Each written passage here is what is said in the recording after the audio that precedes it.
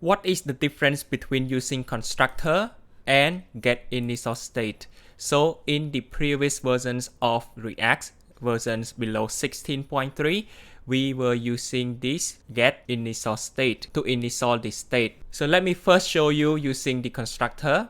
So let me just comment this. Okay. So now let's see what it shows on the screen. It just shows the initial state number 0, right? So now let me show you using the getInitialState instead. So uncommented this. Let's have a look what is inside. We have the getInitialState. If you want to use the getInitialState, you have to use the create class as well. So the getInitialState here is not a built-in method in React. So in the previous version, like I mentioned, below 16.3, it was used with the class-based component to define the initial state.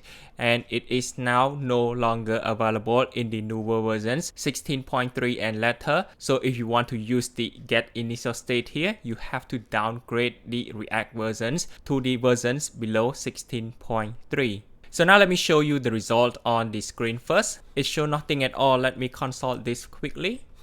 And here we get to see the create class is not a function. What this mean? This means that the create class is no longer available in the newer versions of React. And it is deprecated. It removed in the version 16. So this one is not recommended to use.